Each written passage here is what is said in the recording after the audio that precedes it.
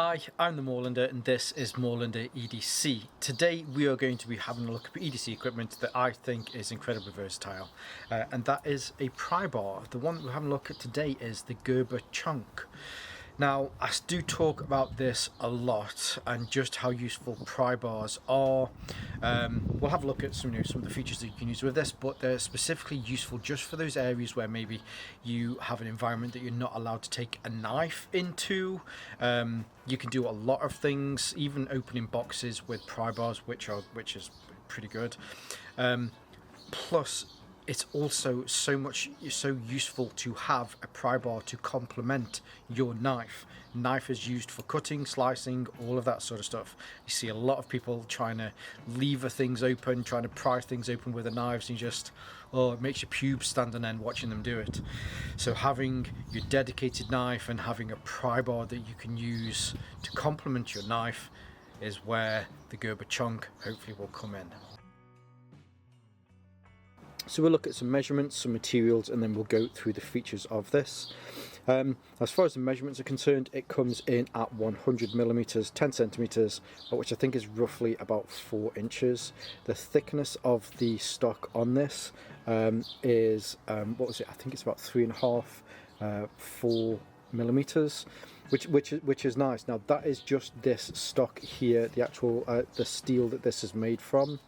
You'll hopefully notice that there are some scales on this, which, I mean, if it was a knife you'd probably call them scales. I think in this instance it's more just kind of decorative that it's on there, but you're looking at an extra about I think it's about a millimeter or 1.5 millimeters for those. It is made from steel, which is nice. You want it to be made from steel because if you're going to be doing some heavy work with this. Now when I say heavy work, I mean heavy work that you shouldn't be doing with your knife.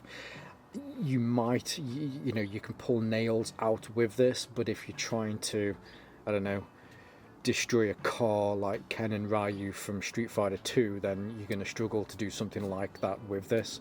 Clearly you should be using your fists like Ken and Ryu do. But yes, it's nice that it's made from that.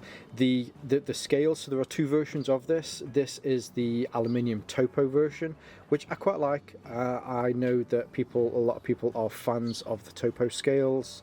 Again, kind of scales.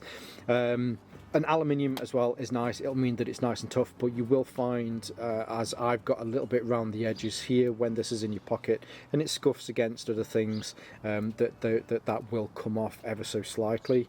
You can see here where I've dropped it a few times.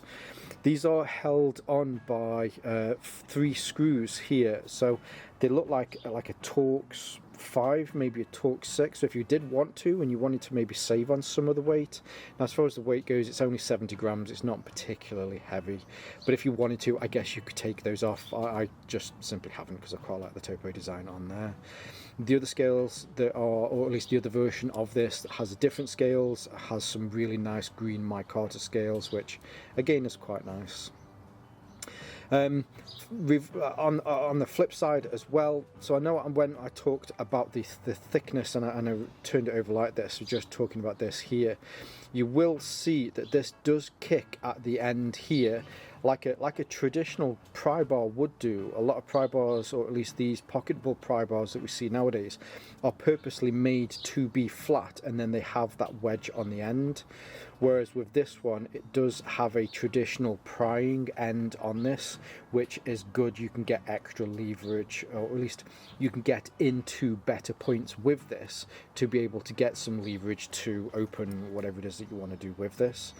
But it does mean that probably in total it's maybe say about 10 millimeters, 8 or 9 from the bottom to the top here, with kind of this kick out bit here at the end where you have this tooth section.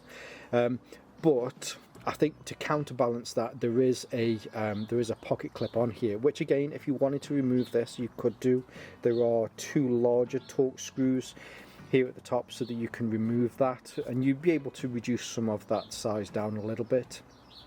But what I've found personally from just having in my pocket is the fact that this the pocket clip does counteract this bit. So although you don't want this in your pocket to feel that this is flat against you and this digs into your leg, or if it's the opposite way round, this is flat against your body and this is digging into your trousers, whatever it is that you're wearing. So this does a good job of kind of filling in some of this negative space here, so it just sits a little bit better in your pocket. I probably spent way too much time talking about that bit. Back to the, let's call this the front section. So you do have the Gerber logo here, which I think is nice. They probably could have thrown on like some decal, which yeah, I like what they've done here. It's just been punched into the steel. I'm guessing that might have happened.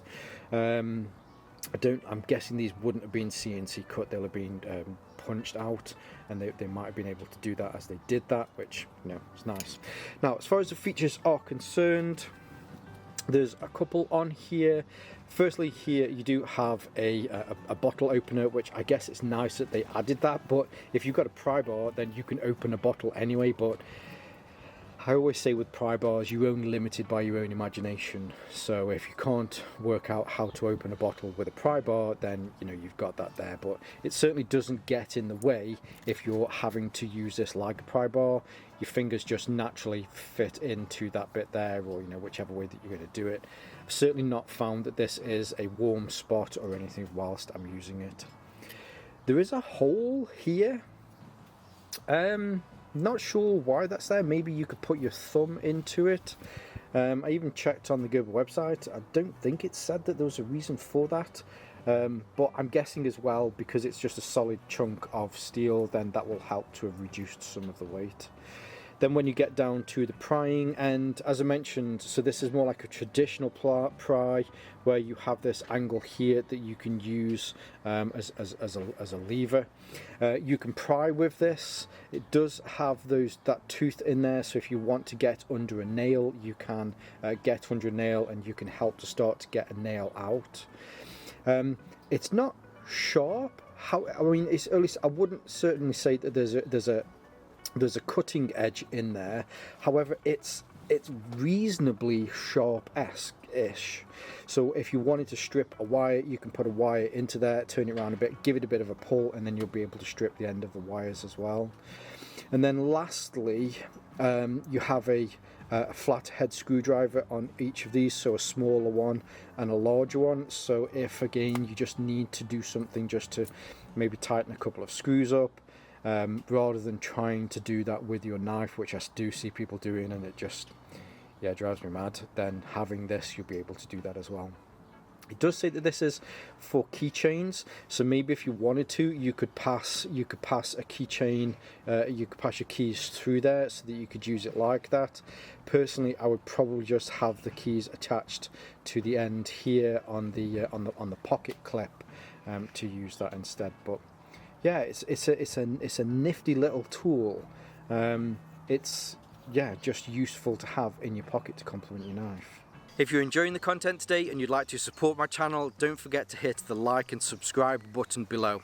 If you do choose to do that, I'd like to say a huge thank you and welcome on board into the Moorlander community. Now back to today's content. Now to finish off with, as it's Father's Day, hopefully all of your dads all taught you this, but just in case they didn't, and this is certainly one of the first things that I taught my daughters how to do, is getting into jars with a pry bar. It seems not to make sense because you don't want to smash the jar. But I always tell my daughters it's not because they're not strong enough to have that torque to be able to open it. It's because as these cool after they've been made, it creates low pressure in here. So it's that bit that they can't do. All you need is a pry bar, put it underneath the lip, and you'll hear that pressure release in a second. Oh, hear that then? It went there. So that's released some of the pressure in there, and now you can open it really easily, and you can still close it should you need to as well. It's another useful thing to just having a pry bar in your pocket so that you can do these everyday tasks. And if you don't have a pry bar in your pocket, you can still also do it with a teaspoon, just in case, you know, the more you know. So there you go. This is the Gerber Chonk. Again, I just think it's a useful and incredibly versatile tool to have it with you on a day-to-day basis. If you have a dedicated knife, these are absolutely amazing to complement your knife and to stop you doing all the naughty things that you shouldn't be doing with your knife. A knife is there just to cut, and I know, look nice in your pocket. That's what knives are for. This is for all the manual crappy stuff that you shouldn't be doing with your knife, and it's a good example of what you can do with the Gerber Chonk. Now, of course, I'll leave some links below, so if you're thinking of getting into just owning a pry tool to carry on an EDC basis where you can pick one of these up, I'll also leave some of my social media links below, whether you're watching, social media links for my both channels here on Moorlander EDC and also my sister channel, Moorlander Tactical, and whether you're watching on YouTube or Rumble. As always, stay safe, stay Moorlander, and stay EDC. Happy Father's Day. Usually, I know you're usually here for the bloopers, but instead, I just want to say Happy Father's Day in June, which importantly, the most important thing about June is that it is Men's Mental Health Month, and I think having Father's Day and Men's Mental Health Month in 1 month is great. If you're in your children's life or you're working hard to get back into your children's lives, there have been so many studies that prove that having a mother and a father, a male and a female, to be able to grow into good humans and good adults, it's more important than anything else to have that balance in a child's life. Being a good, strong father is great. I know certainly the cards that my daughter sent me today are very touching, the things that they put in there. So yeah, happy Father's Day to all of the males out there. They're doing a very good job at bringing up their children, and yeah, continue what you're doing. I guess on the flip side of that, with it being Men's Mental Health Month, is if you're struggling, just keep going. Just keep going. It will get better. Talk to people. Talk to somebody about it, whether it's your wife, whether it's in a church, whether it's a mental health professional, whoever it is. Just reach out, talk to somebody about it if you are struggling. Hell, message me. I'm more than happy. I've had my struggles in the past. So yes, happy Father's Day to all the men out there. I salute you. Yeah,